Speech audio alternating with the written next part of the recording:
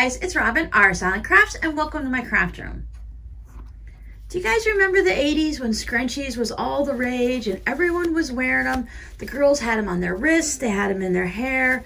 It was the thing to wear when you had long hair. Well, they're back again. Just like everything else, something old, it always comes back and it's new again. A lot of the kids nowadays think they're creating and inventing all these styles and the songs and stuff, and they're just remakes from things that we've done in the past. We had scrunchies back in the 80s and early 90s.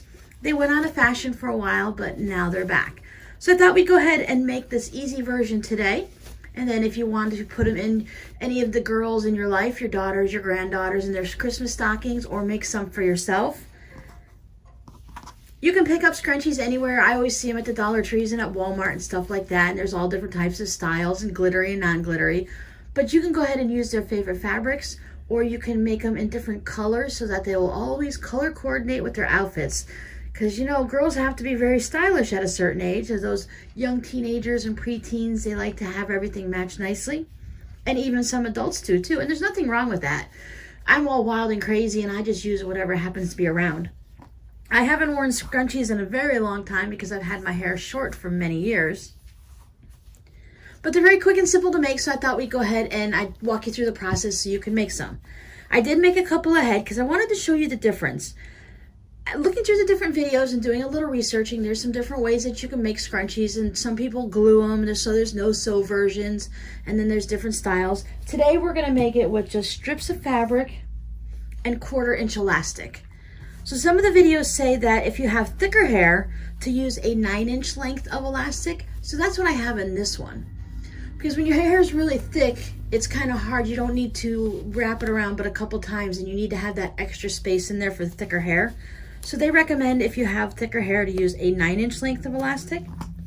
And this one I used the 8-inch, is what they say for everyone else. Now maybe if you have finer hair, you might want to make it a little bit shorter. This is one of those things where it doesn't take much time. You could probably do one of these in 5 or 10 minutes. So if you have a lot you want to make for a girls group, or if you have a lot of girls in your family, you can really whip these out enough for the whole family in just an afternoon. Sometimes choosing the fabric is what takes you the longest. And then the other thing they were talking about is the different widths.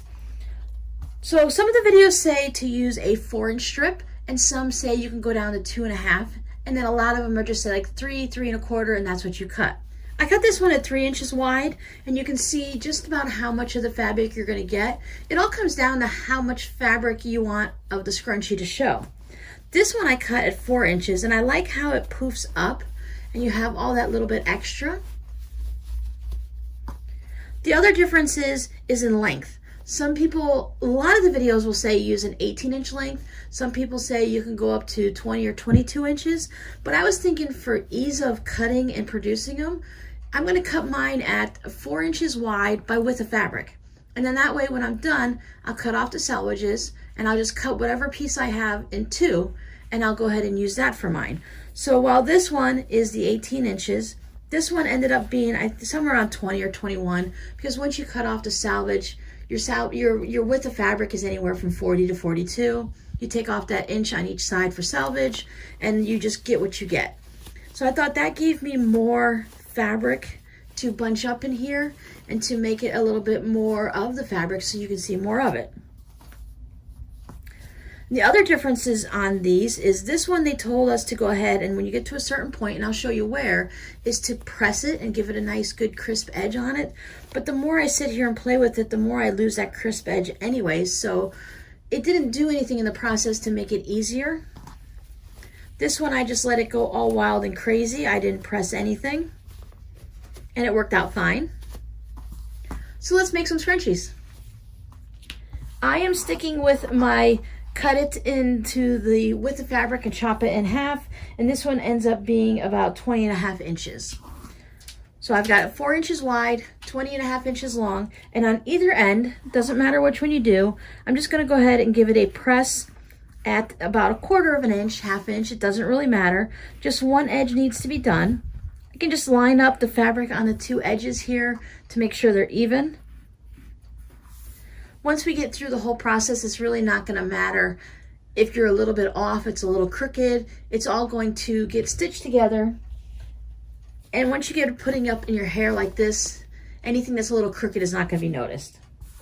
A couple of the videos I've watched, you could tell that they're non-quilting people. They took a rectangle piece of paper that they'd measured out by the 3.5 by 18, and they laid it down, and then they traced around it or cut around it. So then you know those are generally clothing people. I just used my rotary cutter. It was boom, boom, boom, no problem. So some of their fabric might have been a little wavy like this, but once you stitch everything together, it's all gonna get hidden. It all gets mixed up into the scrunchie here, so it doesn't really matter. So get it to the best that you can. This is a great project to work on with your younger girls. They can either help you pick out the fabric. There's a couple steps that are non-sewing machine and non-iron related that they can help you with. But for the most part, I bet you any of your new young sewers can probably do this entire project with just some supervision. So I fold it under my 1/4 inch, and then what I'm going to do is I'm going to take it to the sewing machine, and I'm going to put it right sides together, and I'm going to stitch all the way down the entire length.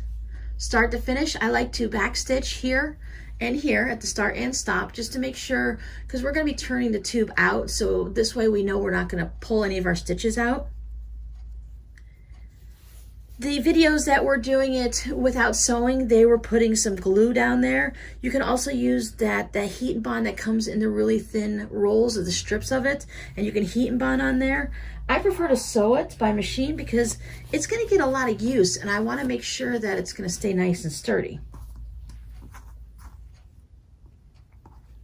Without a sewing machine, you can easily hand stitch it also. It won't take very long to do the length of this. But I'm going to go ahead and take this over to the sewing machine, and I'm going to stitch this all down so I can show you the next step. Just to make everything look pretty, I did go ahead and give it a press, so we do have that nice flat edge. Like I said, I found that it didn't really matter. I used a 1/4 inch seam allowance. I let my machine, to put the 1/4 inch, my machine automatically does a 2.0 stitch length. You can go ahead and bump that up to 2.5 or 3 if you like. But since it's going to get a lot of tension and use like this, even though it's right here along this edge, it still can get pulled on a little bit. So I like to leave it at the 2.0 so it's nice and tight. Some people do a second line of stitching just to secure it, so they want to make sure that they know it's nice and secure and safe. Once again, I noticed that was mostly for the people that do clothing and things like that. Us quilters, we just kind of know if we do it in a nice little tight stitch, it's going to stay nicely.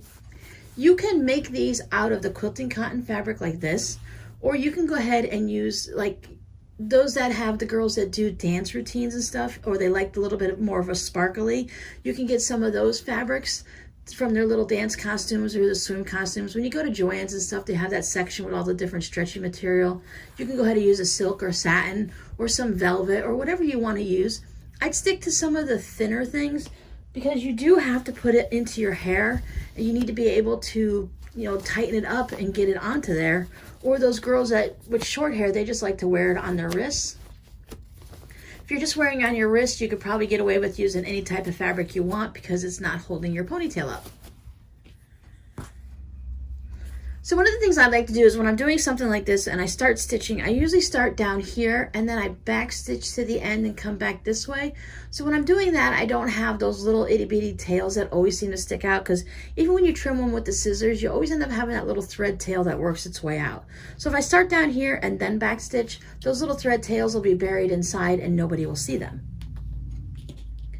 Now, if you have one of those little tube turners, you can go ahead and use that. I've seen other people turn their tubes right side out by using a pencil and things like that. I just like to go ahead and take a large safety pin, just pin it on there on the outside, on this wrong side of fabric. Then I just take the head and I duck it in there. And then you can just go ahead, just like when you're putting in a drawstring, just work your safety pin through here and it'll pull the fabric out. Sometimes people like to stitch their elastic right to the end, and then they can pull that and use their elastic to pull it out the right way. This only takes about a second or so. Things always take longer while you're trying to do it on camera than if you were doing it yourself. It's a pretty wide tube, so it's not too hard to go ahead and turn the right way out. But if you have a tube turner, that will make it nice and quick.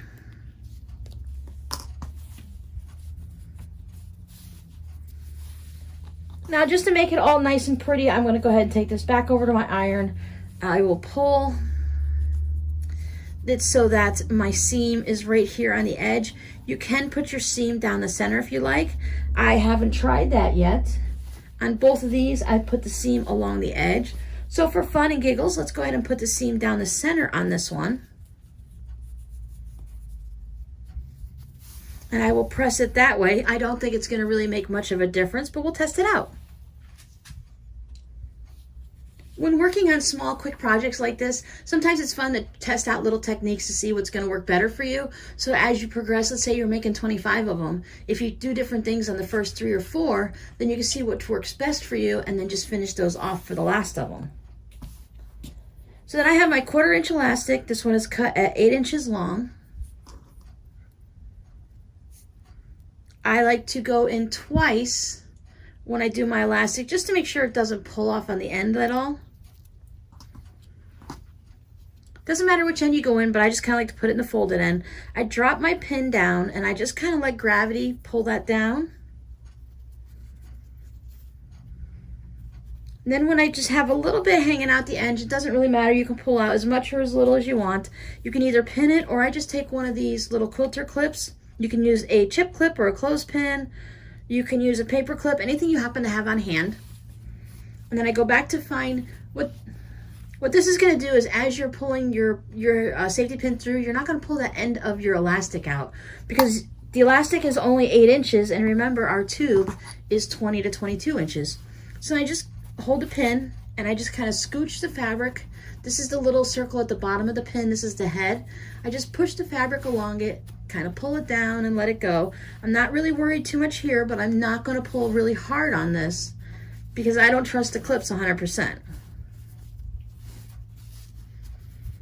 So when I pull it out here, I go ahead and I grab both ends. I can take off my clip, take off my safety pin. Now you have your 2 ends. Some videos I saw where they just tied this in a knot. They just tied it in an overhand knot like this, and then you pull it through. I didn't think that, I was worried that that wouldn't be so secure over time. So I took mine to the sewing machine and I overlapped them about 1 inch or so. I took 1 stitch straight down here across them to hold them together. And then I turned them underneath my sewing machine so I was stitching down the center. Now you can either use a straight stitch or you can go ahead and use a zigzag so that it withstands that little bit of elasticity there still.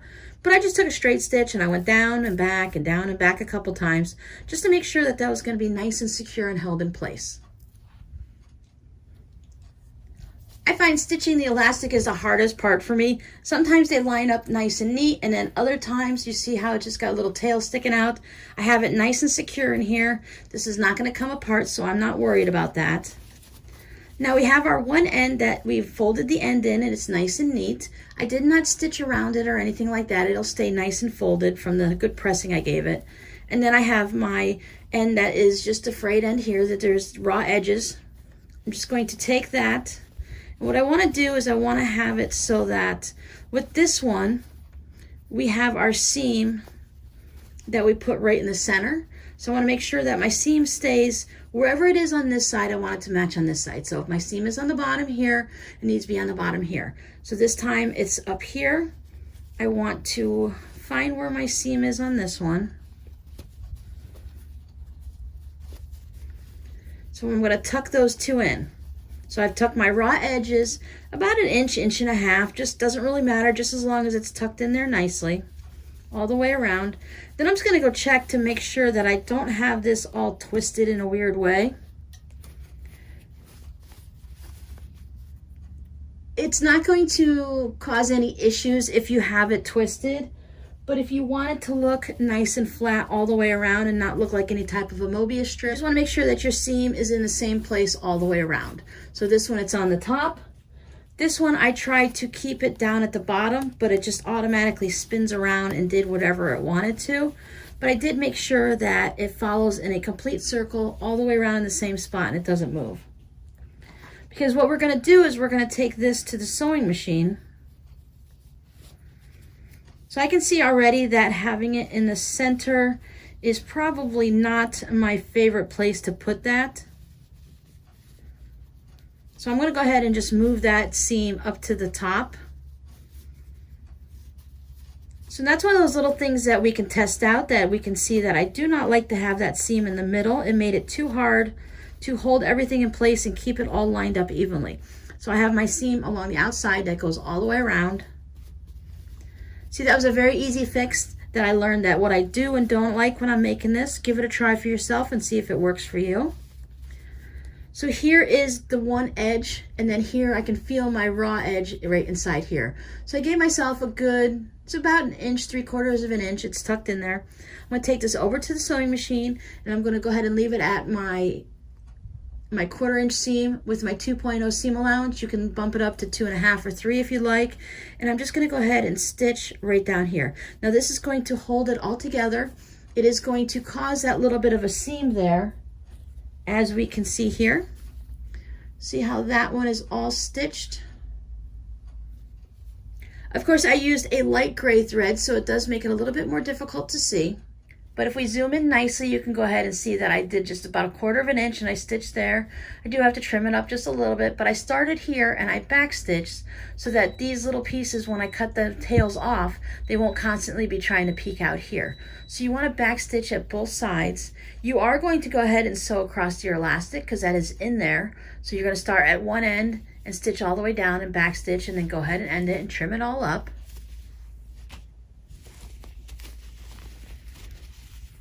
And this is what it looks like on this one. So it's still the same thing. I've got this one. I can feel my raw edge right about here. So you only need to get it in there to make sure that you're going to be past your seam right here where you're going to stitch that down. It does give you this bit of a, you can feel that this is a little bit firmer here because you have it folded over. So you have 2 pieces of fabric here, your 2 here, and your 2 there. So you do have 6 pieces of fabric layered there. So it does make it a little bit firmer, but it's really nothing. Once you get using it, I played with these just for a little bit and started stretching them out. This softened right up. It's not going to be poofy like this because that's where you have to put your seam. If you don't like to have this machine seamed on there, you can go ahead and stitch it by hand, but I would do it double thread and nice and sturdy because it does get a lot of pull and tension on it. So that's why I stuck with the actual machine stitching that down. Once again, you can use that fusible heat and bond tape and put it in there if you think that's going to work for you. Whatever you try, just go ahead and make one and test it out. Play with it for a couple minutes just to see that everything is going to work right and nothing is going to fall apart on you. Let me take this one over to the machine and stitch it, and then we'll just go ahead and see this one, what it looks like when it's done. So I finished off all of my scrunchies. They are a nice, quick project that you can make for anyone in your family. They're great for the girls groups and the different Girl Scouts and the church groups and stuff like that. Use any fabric you like. Anything that matches the outfits or is just fun. Play a little bit around with the different lengths and the different widths to find something you like. Because remember, the width is going to be whatever your width is, cut it in half, about, and that's how tall your scrunchie is going to be. So if you want to have more fabric showing and you want more of a ruffle around it, then just go ahead and make your fabric a little bit wider. If you're making it for a small child that doesn't need to have a really big poofy scrunchie, then just go ahead and make it a little narrower. Your length is going to determine how many of the little roughly ripples that you have going around your ponytail.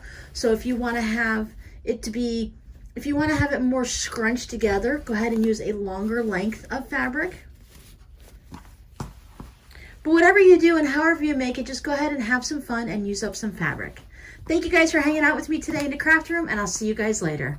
Bye.